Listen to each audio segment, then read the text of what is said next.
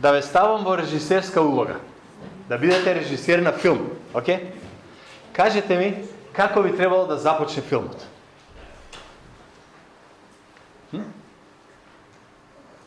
Имате филм, некој, треба да се случи нешто.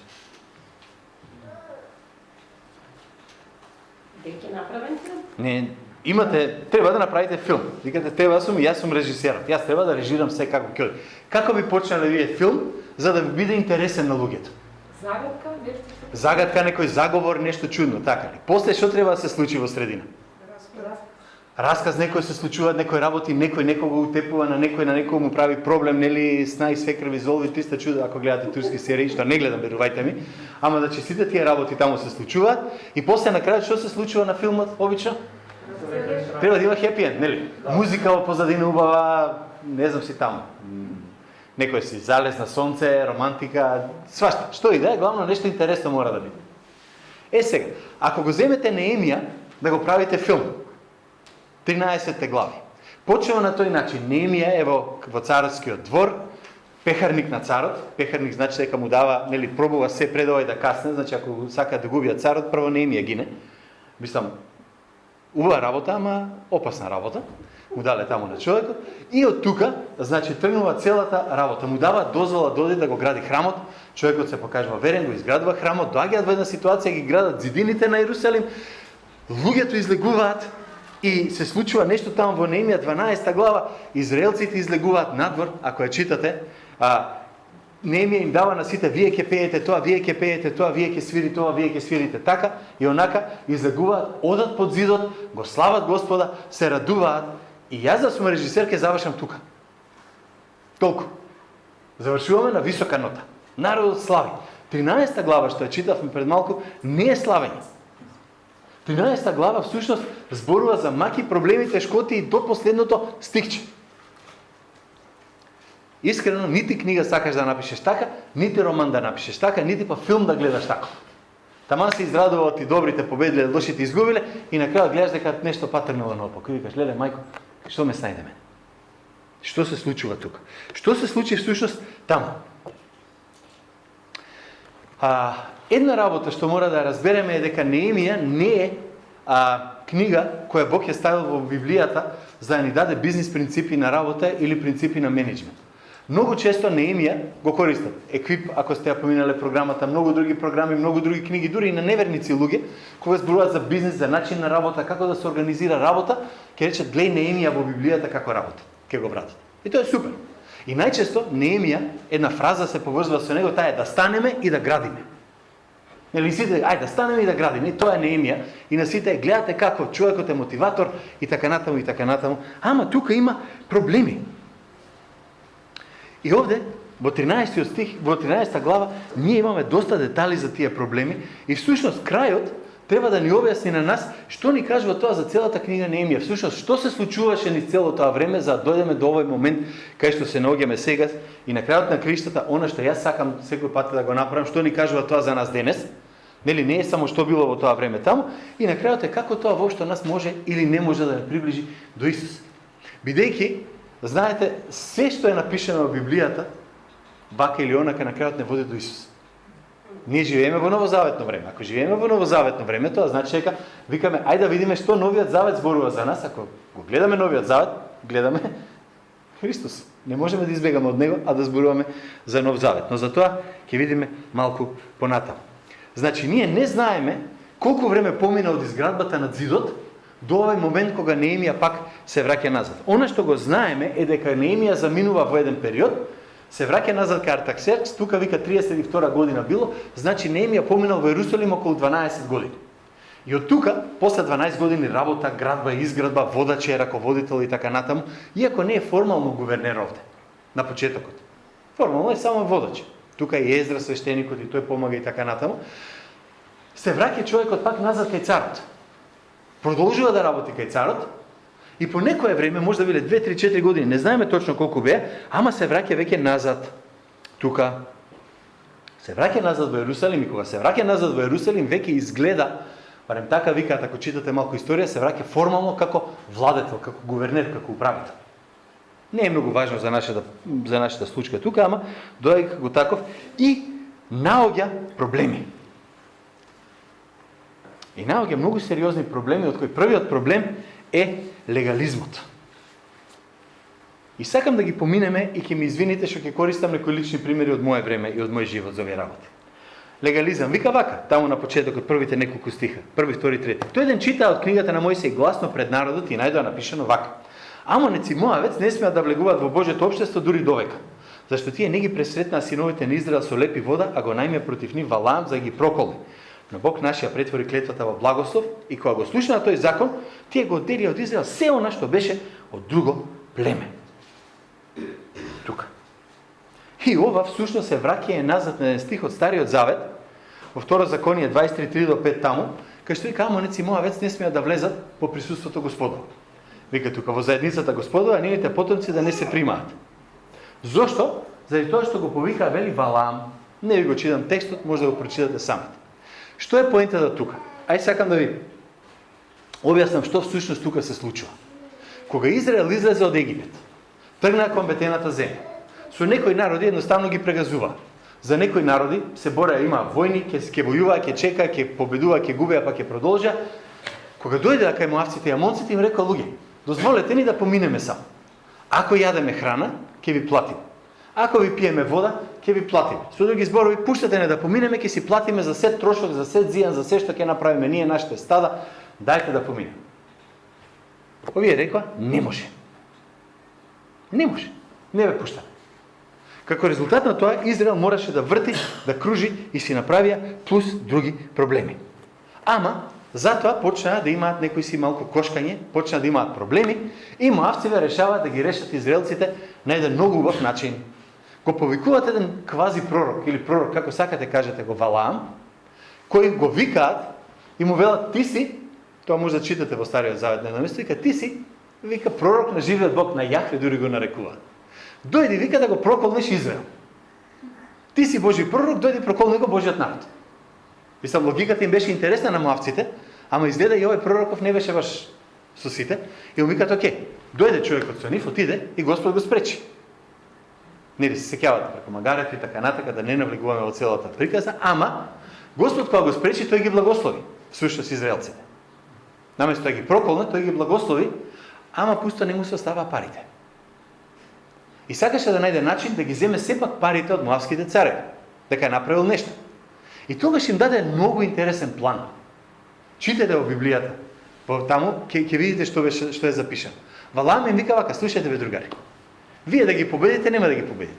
Оти Господ ги благословил, Господ ги води, Божи народ се, они ќе поминат. Нема гај. Ама она што вие треба да направите, пријателете се со нив. Почнете да ги зимате нивните керки и синови за зетови и за снаи, ќе го помешате народот, они се мал народ, ќе ги асимилирате, ќе ги претопите, сте си го решиле проблемот. Многу просто и едноставно. Ќе се сетите, така се случи во времето, за малку така не се случи во времето на овој на Самсон, кога зборував. Дека евреите за малку ќе беа претопени од филистејците. Иста ситуација тука. Тој им вика: не се секирете. Не вика со сила, не со војна, не со борби. Асимилирајте ги. Зошто?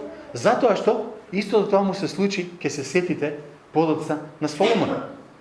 Мудар човек, паметен човек, Божиот храм го направи, на Господа му служеше, се доби како треба и после вика почна да гради храмови за неговите жени на туги богови по Јерусалим. Асимилација една направи. И поентата тука не беше мешана раса. Поентата тука не беше македонец да не се земе со србин, со албанец, со ром, со бугарин, со грк или нешто друго. Не беше тоа идејата. Не беше идејата вие ќе сте чиста раса, бидејќи Бог всушност во Библијата даде начини од другите раси луѓе да влезат во Израел. Се сеќавате, имаше една прозелити, имаше таму.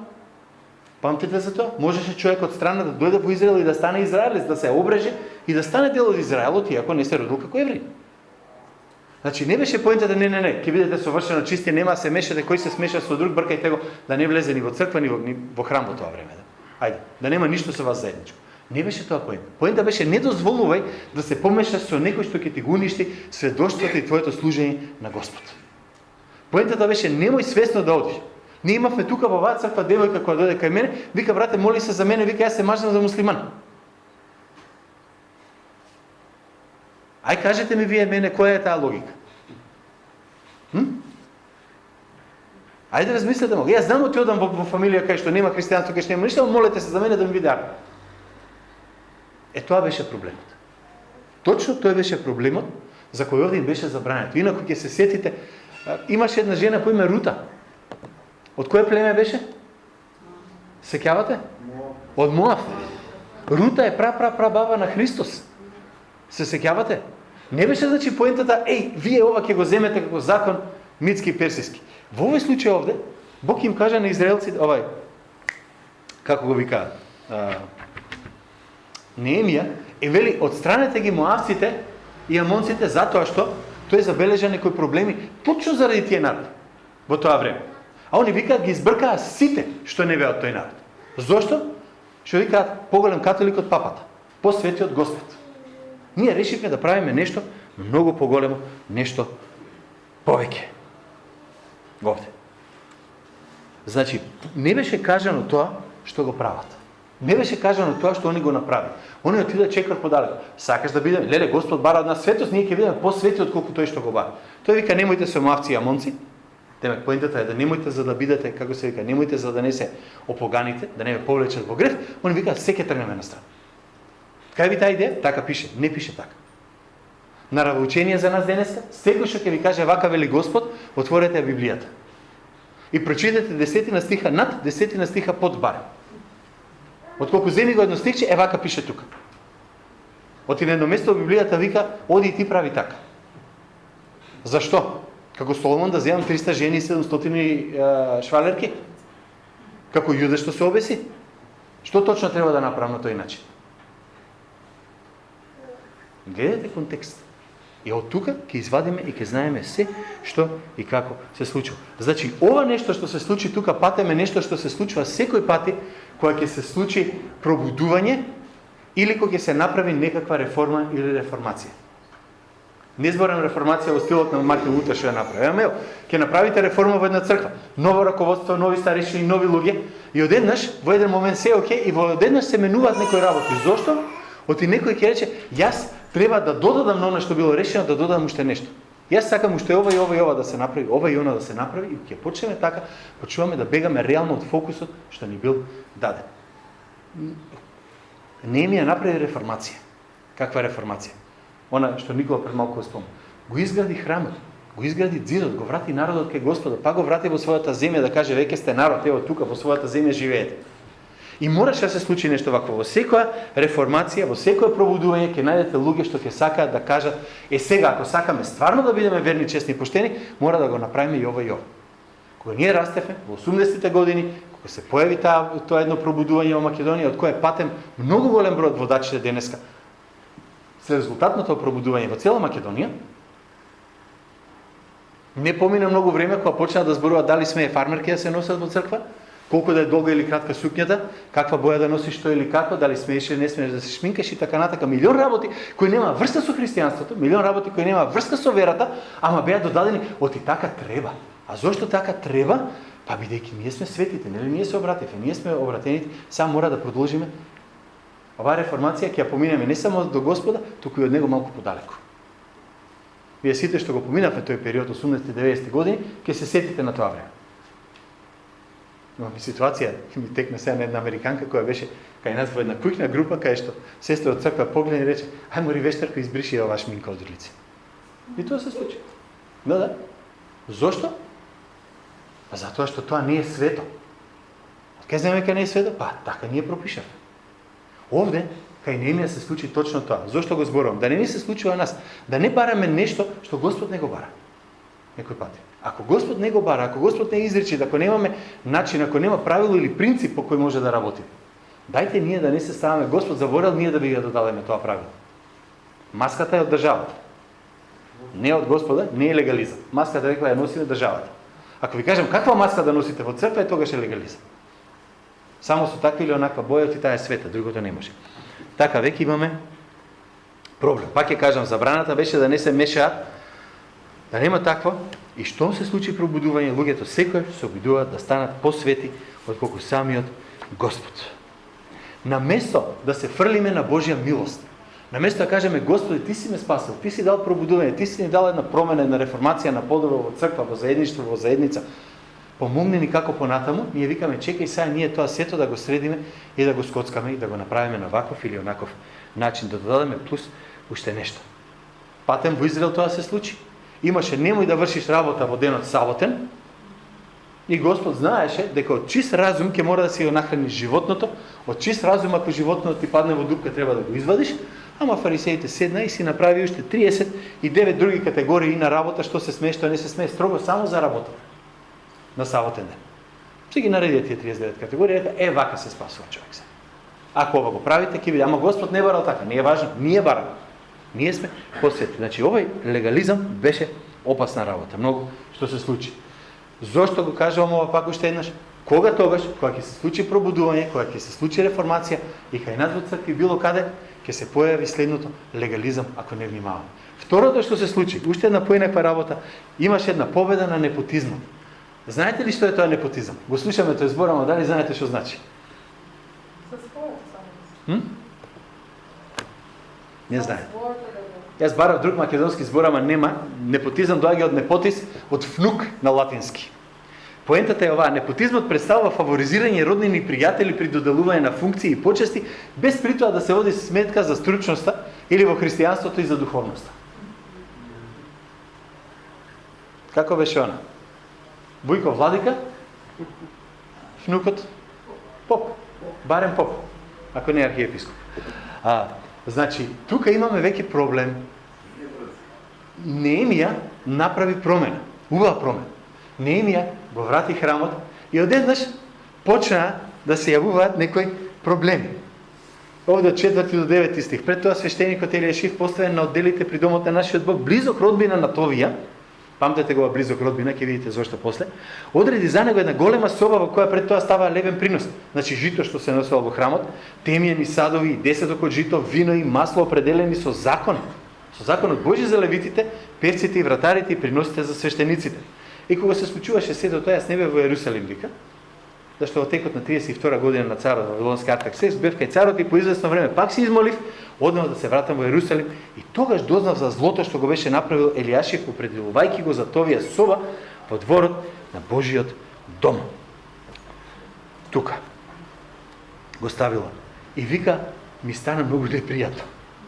И јас ја изфрлив сета по куќина на Товија надвор од собата и реков да му исчистат собата и порача пак да ги внесат таму садовите на Божиот дом, левниот принос и темјанот. Знаете кој беше овој Товија? Ова е роднината, близок родбина, што го спомнува тука. Во Неемија, ако се вратите во 3 глава 35 стих, зборува дека еден од оние непријателите на Ерусалим имаше со себе си пријател. Товија, евреин, кој вика, нека, не евреин, но со евреите, нека го зидаат, викат зидот, ќе мине лисица и ќе ги урне камените зидови нивни. Тоа го зборува Товија. Во времето, ова е 12, 15, 20 години уназад. Кој? Овие град. Абе, ништо тоа нема да стане. Кога ние започнавме со нашата црква, имаше луѓе што вика, овие црква се играат. Да, бе, црква се играат, се собрале таму, ваму по куги се собираат, црква се играат. Ке се така. Понатаму, овој Товија па се спомнува. Кога слушнаа Самвалат и Товија и арабјаните и амонците и аждоците дека ерусалимските зидови се возобновуваат и дека расипаното почна да се поправа, многу се разгневија. И се договорија да додат заедно да војуваат против Ерусалим и да го разрушат. Пишува во 4 глава, таму 1-2 стих. Оној Товија, ако денес отидете во Ерусалим, ќе видите негде делови има вакви од зидот ерусалимски. Во времето направен од самиот Неемија. Горе на врвот бил речиси 3 метри широк. И кога Неемија вика дека тука оделе певците со музичарите со инструментите, имате цела филхармонија која можела да оди горе по зидот, Товија вика, абе ваков зид вика лисица ќе го скокне, ќе падне. Понижаваа се што беше Божјо, го понижуваа сето она што беше Господово. Сета, ама сега Ерусалим е изграден, храмот е дотеран, храмот е во центарот на градот, и Товија вика, абе што е важно каков сум бил порано, јас сакам да си се вратам назад сега, една собичка во храмот тука во центар на градот, да си седнам, да се наместам. И бидејќи му е близок родбина на првосвештеникот, тој вика нема проблем. Ке ти дадат. А кој ќе избркаме од храмот? Па левитите, свештениците, слугите во храмот, служителите, сите оние кои служат во храмот, ќе ги изфрлиме надвор, за мојот родина да се всели внатре. Како ви се чини? Ама тоа е што се случи. Тоа е реалноста на ситуацијата. Има неколку библиски школи по светот, големи библиски универзитети, кои пропаднаа или станаа либерални затоа што таткото бил декан, синот кој бил безбожник го ставиле за професор и целиот факултет тргнал на погрешна страна. Тоа е вистината. Они непотизам во стилот, абе моето после мене. Знаете, во христијанство, мене милион пати ме прашаат Давид ќе работи ли во мисија. Нема да работи Давид во мисија. Зашто пари? Што е са? По наследство ќе му оставим, ако Господ не го повика, што има он да го зима таа? Тоа е реалноста, браќи и сестри. Да го буташ некој во нешто само затоа што, абе тоа си е по традиција, така било. Не оди. Англичаните има една изрека на времето, вика, едниот е грофот или лордот, другиот е судијата, третиот мора да биде свештеникот во таа област. Ако се 3 сина во фамилијата. Зошто? Па мора власта кај нас да остане. Но не е важно дали е верен, неверен, безбожник, не безбожник, батали го не. Црквата не може да биде место каде што ќе има презир кон Божиот храм и соработка со непријателите Божи. Овој Тобија сакаше да ќари од храмот, а до овој момент беше со Божиот непријател. И сега се враќа назад и вика, јас ќе имам ќар. Ако мислите да тоа го нема денес, се лажете. Крвната врска стана многу поважна отколку крвната врска на заветот. Знаете, она што Исус го вика, не секој што вели Господи, Господи ќе влезе во моето царство, дека нешто исполнува волјата на мојот татко. Не секој што вика, ама моите биле протестанти 3 генерации. Па што? Ама ја мора да сум во центарот на вниманието, ти јас сум 5, 6, 8, 20 генерација, не е битно. Не е тоа поентата. Ако Господ те повикал, ако Господ те променил, ако Светиот Божи Дух работел во тебе, тогаш нема никаков проблем. И син, и внук, и татко, и мајка, и баба, и дедо, цела фамилија нека биде. Никој не спори. Ама ако биде заради тоа што моите биле такви, јас треба да бидам таков, баталете го. Баталете, оти реално имаме проблем тука. За жал, има сериозен проблем. Секогаш кога треба да озбереме према тоа да исполниме волјата на Господа или волјата на роднините, штом ги избереме роднините, ќе сгрешиме, ќе направиме проблем како тука. Патем, Исус тоа го вика. Ако некој не вика, не замрзи мајка, татко, брат, сестра, или односно ако не ги сака помалку отколку мене, не може да биде со мене. Не е поентата да јас го мразам татко ми. Поентата ако треба да избирам дали ќе угодам на крвта или ќе му угодам на Христос, изборот мора да биде Христос, а не роднината. Тоа е многу тешко да се направи некој пати кога имате цркви во кои јас, бате и тате се собраве внатре. Затоа што сите наши цркви по Македонија се релативно малечки. И во секоја црква имате 10-12 различни семејства.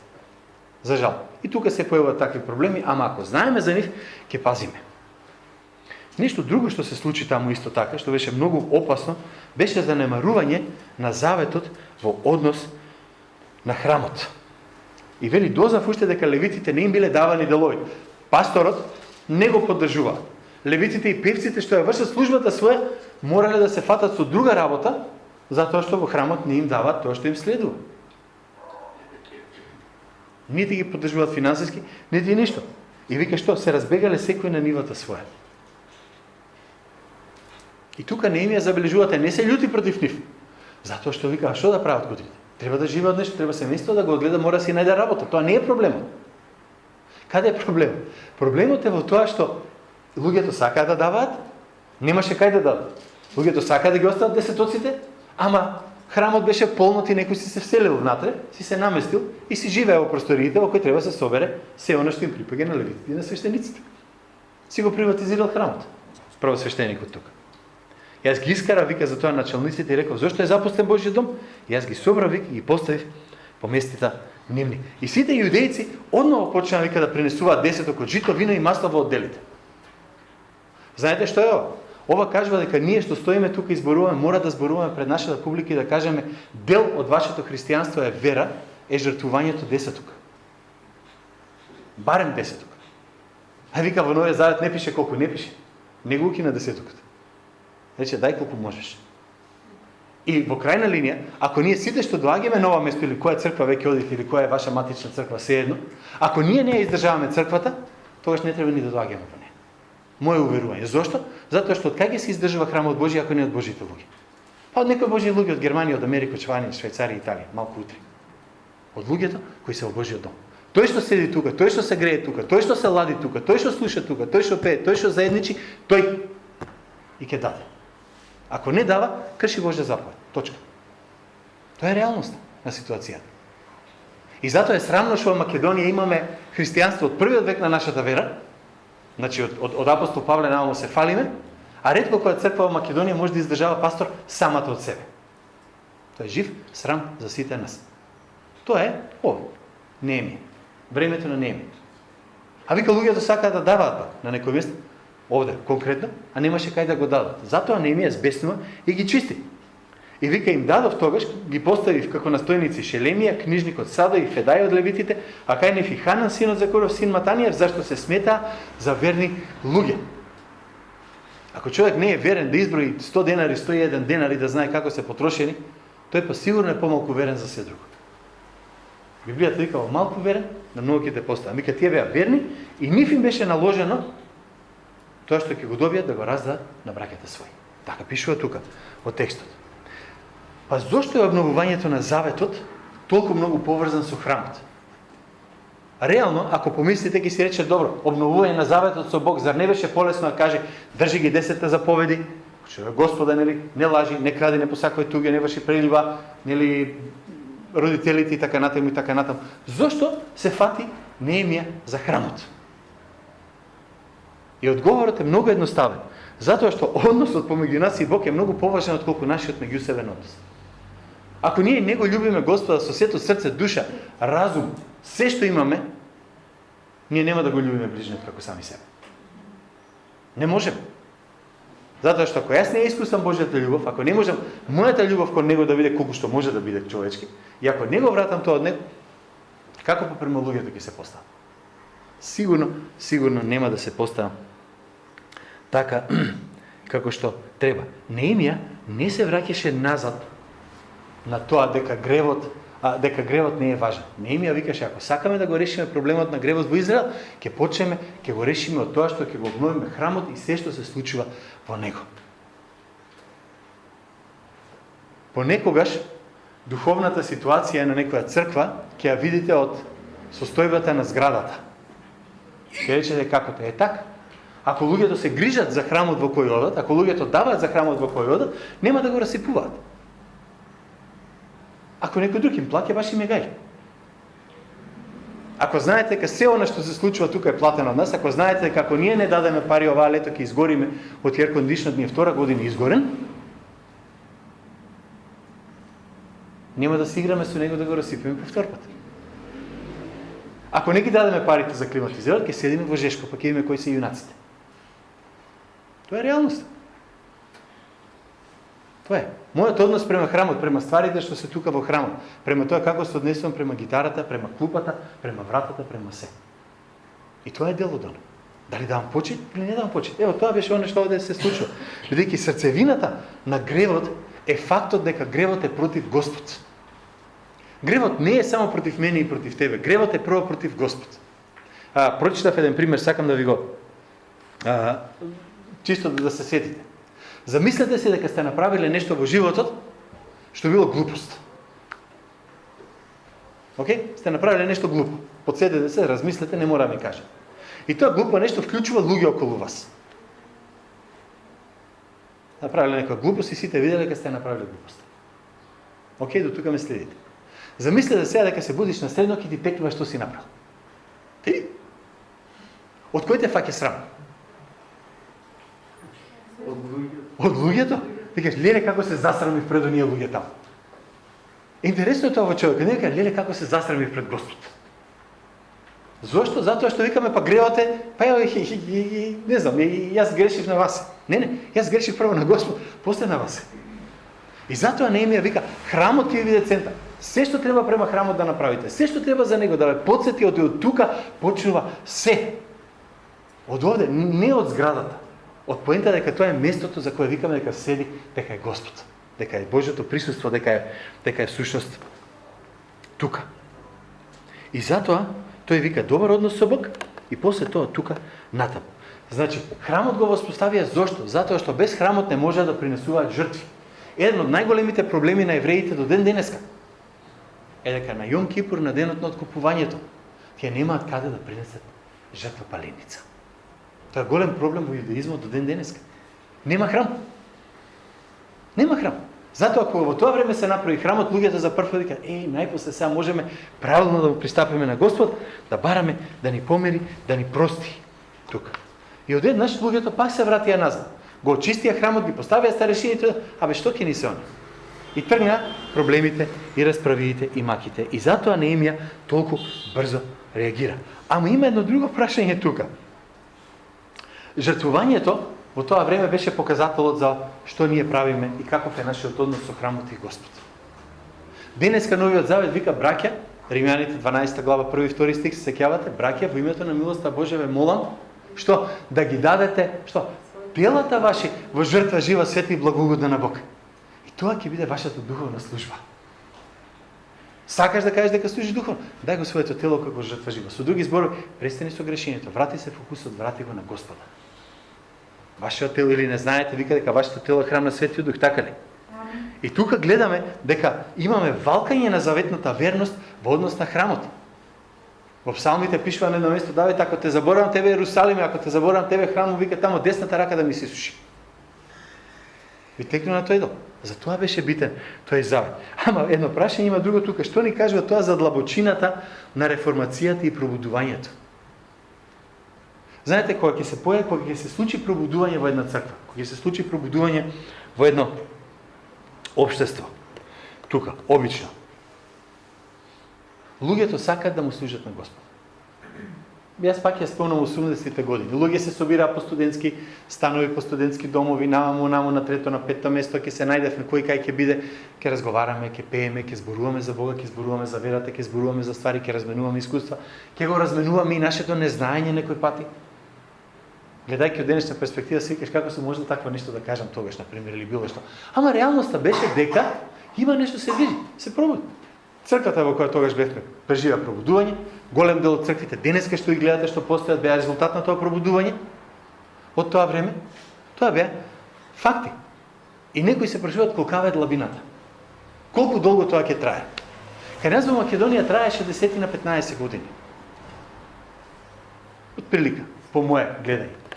Ние последните 10 на години во Македонија имаме стагнација во црквите. За жал, реалноста е таа. Не гледаме многу нови пастори, не гледаме многу нови мисиски работници, не гледаме многу нови луѓе по црквите. Гледаме нови цркви, кои се причина затоа што се раскарале две цркви, па се раздвоиле, па станале 2, или 4, или 8. Ама многу нови цркви, многу нови заедништа, реално не гледаме. Реформацијата на Мартин Лутер по некое време почна да ствара проблеми. Тоа е човекот, затоа што човекот сака се покаже себе си и излегува. Тука излегуваат проблемите после на самата површина овде. Не велиме дека пробудувањето само по себе е лошо. Само ако не се внимава, многу брзо тргнува надолу, на главачки. Тука од 15 до 22 стих нема многу да го зборуваме, оти немам време, ама вика проблемот беше на саботата, на саботниот ден. На денот кој беше одвоен за Господ. Пате, и во тоа време свештеникот редовно ја кршеше саботата. Ако зборуваме за вистинска сабота, за шабат. Како така? Шабат е празник, сабота како сакат. Матеј 18 Исус вика: зар не знаете дека свештеникот стално крши саботата? Што ме ја застанам тука? Дали е сабота, дали е недела, дали е вторник, да проповедам на денот кој е одвоен за Господа, јас се кршам. Тоа е реалност. И или поентата не беше фиксниот ден, или поентата е дека ниеден свештеник нема никој пат да влезе во Царството небесно. Тоа е реалноста на ситуацијата. Но поентата овде беше друга. Зошто бизнисот го префрли и на денот кој треба ти биде за Господа? Немаш ли 6 дена во неделата, па седмиот ќе го тераш бизнисот? Тоа беше целата мака. Тоа беше целата поента. И реалноста е дека Неемија мораше на сила да го спроведе тоа. Реалноста беше дека на сила мораше да го спроведе. Северна Ирска е една земја во која има страшно многу цркви. Многу цркви, многу верници, на секој кјошек ќе најдете и цркви, и се. И они не успеа. Големите супермаркети работат 24 часа, 365 или 366 дена во годината. Не успеа. И што има нешто отворено, луѓето трчаат да си купат. Јас не викам дека Господ ќе ве казни да ги купувате во сабота или во недела. Ама реалноста е дека ако сакаме да му посветиме ден на Господа, нема да бидем легалист. Ама нема тој ден баш да решен гифт картон да правим или да орам на него. Барем денот да го посветам на Господа. Не може да додам на богослужба, зошто имав работа. Ако каже си посетил некој ќе разберам, имам работа, не оди. Но тоа беше проблем што Неемија го реши многу брзо, ама доаѓаме до мешаните бракови, овде што беа. Пак ќе кажам, не беше проблемот на мешани бракови оти се од различна црква, оти се од различна деноминација или од различна националност, народ или боја на кожа. Проблемот беше овој. Во тие денови видов уште јудејци што си беа зеле жени од Аждот, Амонки и Моавки, и затоа синовите нивни зборува полу аждотски вика или според јазикот на другите народи. Еврејски не ни знаеа да зборуваат. Знаете што значи тоа? Не можеа да го слушаат законот Божи, читан на еврејски, не можеа да го знаат законот Божи да го разберат, нити кога ќе влезеа во храмот нешто им значеше, влегува вика, што се случува тука? Што се прави овде? Зашто се губите времето? Што е овој таму што чита? Ние за жал денеска имаме генерации на луѓе кои се викале протестанти, верни луѓе, кои викале дека се новородени, кои дури се крстили, не знам што во црква ги венчали и така нат, кои живе ги нема по црквите. Нивните деца Библија немаат видено таму. Тоа е реалноста. Зошто? Не е проблемот дали е мешан бракот. Не е проблемот дали е, пак ја речам, црн и бел човек или дали бил кинез и јапонец. Тоа е најмал проблем. Тоа е најмалиот проблем. Проблемот беше, она што требаше да го пренесете, вашата суштина на вас како народ, мојата, твојата суштина како Божи народ, ако ние сме христијани, верни Божи чеда, тоа треба да има начин да го пренесе. А овде вика нема заеднички јазик. Не може да се разберат едни со други. Ама го сакам, ама ја сакам, супер. Ама ќе можеш ли да го пренесеш тоа твоето? Ќе можеш ли заедно да го живееш тоа твоето? Не. Ама молете се, белки ќе биде. Јас ќе рипнам, па ако се отвори падобранот, ако воопшто има падобран, ќе се спасам. Супер. Никој така не прави. Тоа е овде, што бе мислам самиот текст и проблема. Не е ова некоја си племенска ситуација и не знам си што. А имаме и бетер овде. Вика, на крајот, вели, проблемот беше, нели, заради и Соломон падна на таа ствар, ама на крајот, гледайте што вика. Имаше еден од синовите на Јоада, син на првосвештеникот, беше зет на Санавалат Хорончанецот и јас го избркав од Ерусалим. Имате свештеник, чија жена е безбожник. Опс, што правиме сега? Па нема веза, белки ќе се обрати некој пати, така ли? Ево го, тука е ситуацијата. Тоа беше најголем, овде има сериозен проблем за таа ствар. Вика, не може така. Ја вика, јас го избркав. Не дискутирав. Го тргнав на страна. Но сакам уште едно нешто тука да спомнам на брзина, јас гледам да завршам на време. Има една интересна изјава. Неемија во 5 глава во 19 стих за прв пат вика, Боже мој, спомни ме мене за сето добро што го направив за овој народ. Сеќавате. И после во Неемија во 13 глава 14 стих вика, спомни ме Боже мој за тоа и не бриши ги се срдните работи мои што ги направив за домот на мојот Бог и за службата при него. Пак повеќе, 22 стих, спомни ме и за тоа, Боже мој, поштеди ме по големата твоја милост. 29 стих сега да ги спомне Бог другите. Ги спомни им, Боже мој, дека тие го осквернија свештенството и завото свештенски и левитски. И на крајот 31 стих, спомни ме, Боже мој, пак, зашто? За моје добро. Сега, ако ова видите една ваква изјава, ќе речеш, добро, супер, ова е прекрасна работа, види како убаво Еремија си кажува, Боже, спомни си колку се мачев за тебе. И ова станува многу слично, како да кажеме, кога апостол Павле зборува, нели понатака, верата ја задржав, нели, како беше она?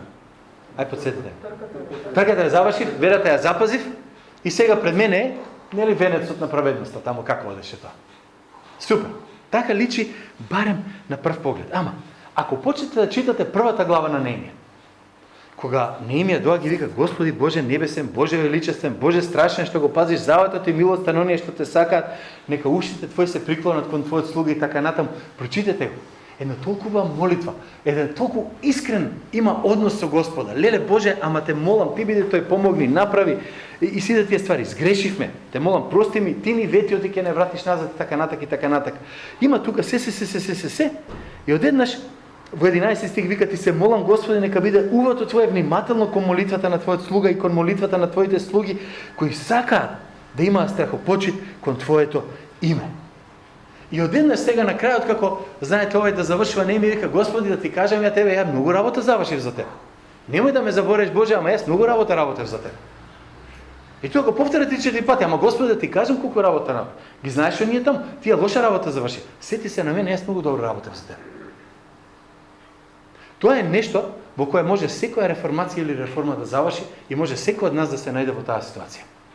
Кога ќе се најдеме во ситуација да викаме, леле, што јас се усутепав работејки на времето и никој не ми дигна споменик, моја слика нема во црквата ставена таму да се знае кој бил тој или оној таму, го нема си да тие работи, леле, никој мене не ми дава чест, не чини ве, после мене потоп нека биде. После мене потоп. Знаете колку организации умреа со смртта на нивниот водач по светот христијански? Илјадници. Еден силен човек води едно нешто, кога ќе умре тој, кога ќе го заменат, кога ќе го пензионира, се отишло пропаст. Како Неемија да се плаши точно од таа работа. Господи, подсети се, Господи, подсети се, Господи, сети се. Пак ја речам, за жал, многу се завршува тоа. Некако, јас не сум веќе таму на високото место. Јас не сум таму кај што мислам, некако не чини работа. Џабе се мачев, џабе се што вложив, ево, после мене ништо не оди. Глеј, сети се, Господи, бар за мене, остави ги овие. Јас барем сум ти верен до тебе, до крајот, до тука. Се, Господ сигурно не сгрешил кога ги ставил тие работи овде. Сигурно не сгрешил, иако е малку чудно зошто. Зошто и како ги ставил. Тоа е мај чудна тема, малку. Ама,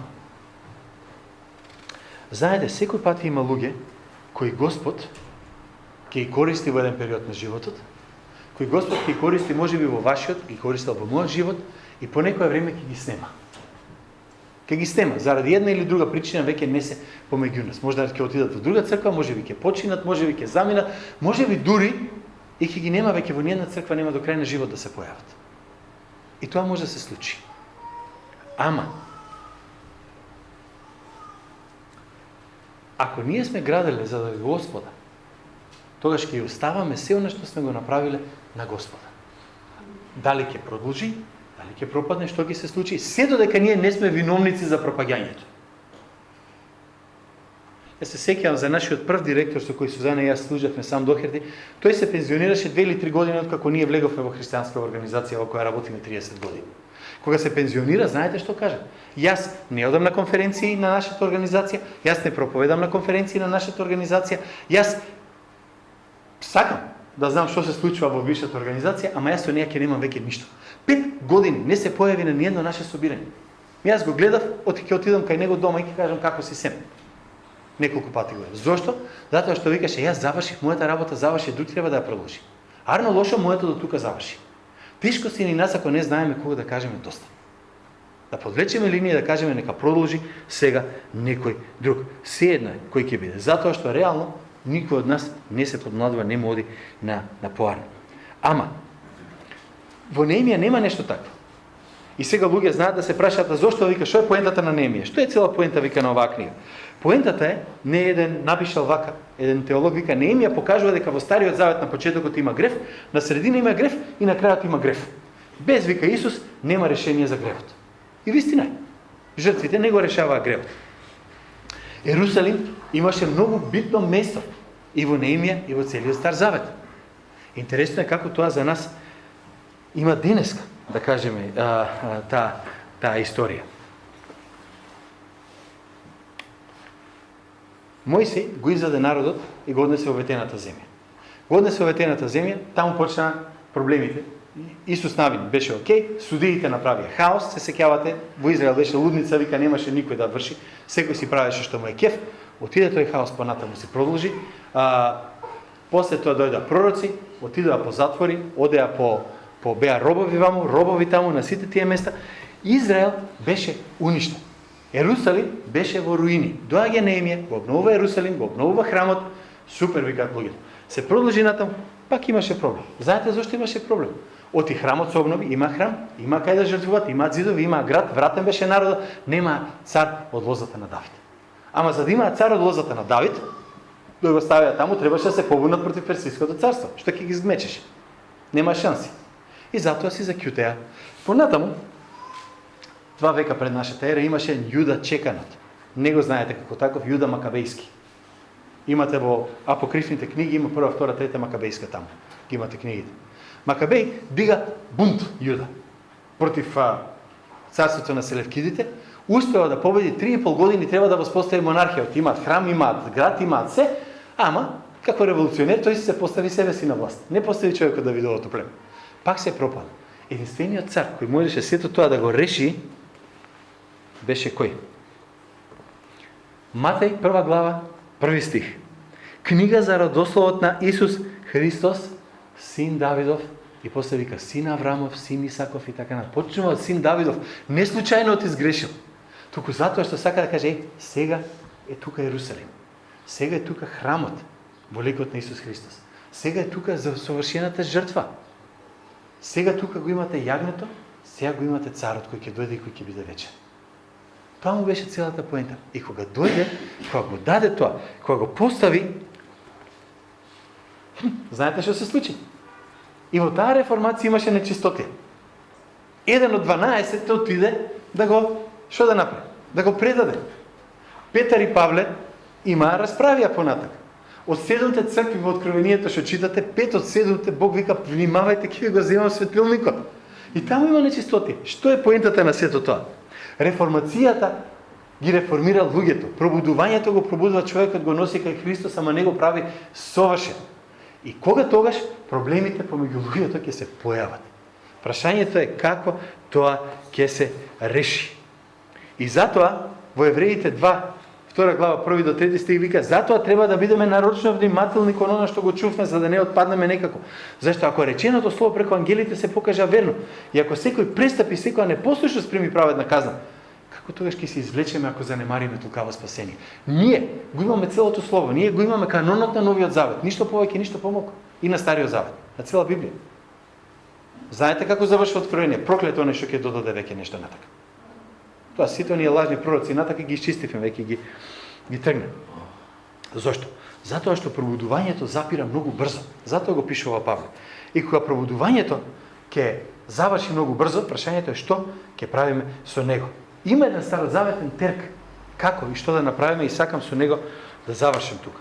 Првото, во Стариот Завет кога има пробудување, беше да се испита човекот себе си дали има греф. Не да каже тој има греф или тој греши. Прво од себе си да почне. Второто, да го признае гревот. Не е само знамо ти греша, ама Господи сите грешат. Не, ќе го признае гревот. Третото е, Библијата вика што одвојте се од тие што живеат во грев. Тргнете се на страна од нив. Да немате ништо заедничко со нив. Или ако сакате, во Новиот Завет што вика, тој да ви биде како безбожник. Евангелизирајте го, ама не го сметајте за брат. И да кажеме, од тебе Боже е и судот и пробудувањето. Ние многу сакаме да зборуваме за Божјото пробудување, Боже дај ни пробудување, ама Божјото пробудување може да дојде преку суд за нас. Прво може да треба помине осуда за гревот, за непризнавање на грев и така натаму и така натаму. Да внимаваме да не дојдеме таму негде. Зошто? Уште една минута. И извинете, овој пат сум подолг од колку што планирам. Кога Духот доаѓа во сила, сите знаат дека тоа е Божјиот Дух. Кога Божјиот Дух действува во една црква, сите многу добро знаат дека тоа е Божјиот Свети Дух. Дека не е измама. Дека не ајде се лажеме, дека леле ме болеше стомакот, Господ ме излечи, алелуја. Него знаеме дека Господ стварно го излечил некој. Дека направил огромна промена. Јас за пример стално зимам ромска црква во Лесковац. Имате 12 страници, имате книга што човек има социолог, безбожник човек, лично го познам. 12 години е истражувал црквата, што направи во општеството кај што стои. Колку драстично падна криминалот, вика, колку драстично падна злоупотребата, колку се подигна времето кога луѓе стапуваат во брак и така натаму. Зошто? Он вика, не можам друго нешто да кажам освен Евангелието Христова. Нема, ја имам книга, ако не верувате, ја имам некаде во канцеларија, ако некој не ме знал. Седевме со него, он држеше предавање во Скопје на таа тема. И сите тога знаат дека е тоа од Божјиот Дух. Дека не е од хуманитарна, дека не е од мене, тебе, од пријатели, од роднини, од браќа и сестри. Кога такво пробудување имаме, да не бегаме од него. И ако се случи пробудување, Господ да ни даде. Да бидеме уверени дека пак има оној циклус пробудување, желба да сгрешиме, ама Белки Христос ќе дојде претходно и ќе ни даде да го видиме само пробудувањето и она радост што Господ може да даде.